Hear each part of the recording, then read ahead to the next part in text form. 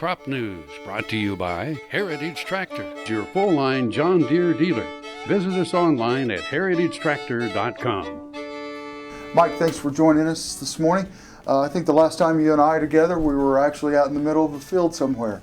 Canola, it's really catching on as far as a winter crop. I don't know if it'll ever take over wheat here in the state as far as what's being planted in the winter, but it surely is catching on. Is that kind of what you're seeing?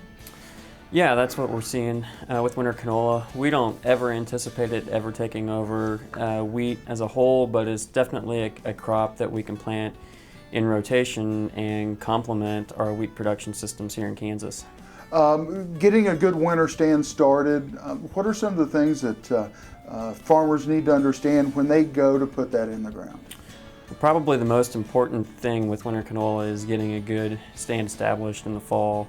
That will take care of a lot of problems of just getting the crop up and going and through the winter.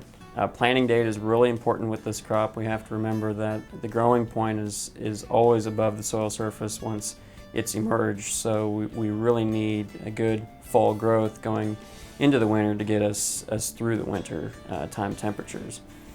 So for planting date here in Kansas, we're looking at between the 1st of September and the 30th of September. That's the optimum time to be planting the crop. You guys really need to be thinking about getting it in the ground, so it's fast approaching.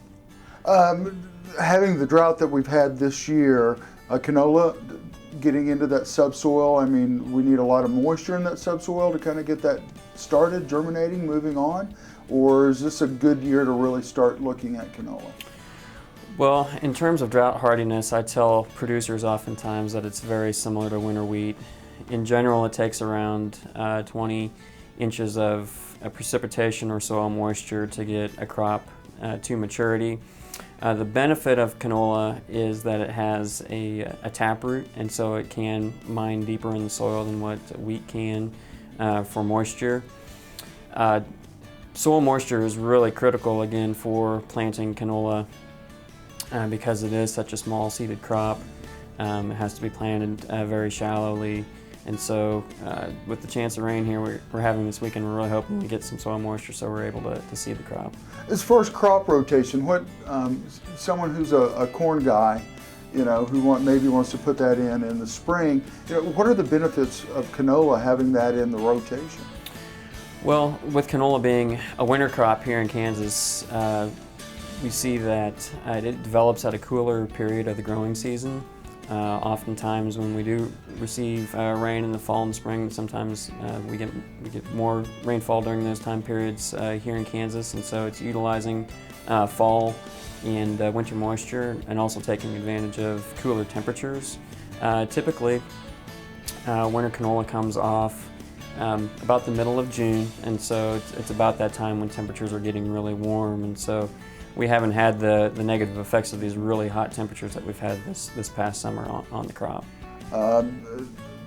Estimate on acres you're thinking coming into this year? I would anticipate acres in Kansas being around 30 to 40,000.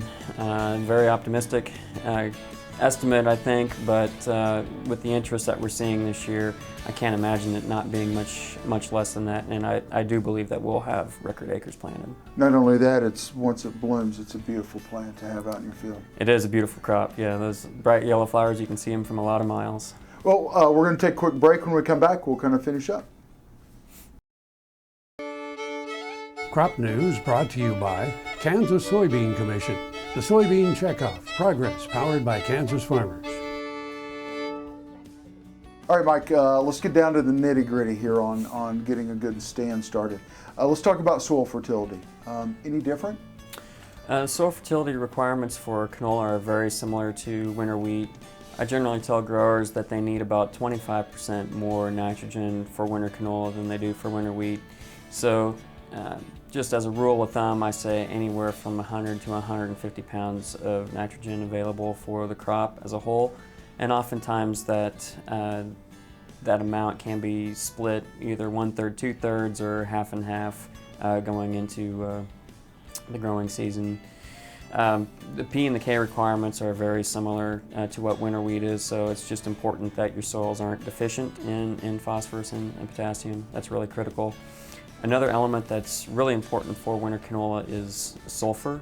So winter canola contains a lot of sulfur-containing proteins, and so it's important to have available amounts of sulfur for the crop.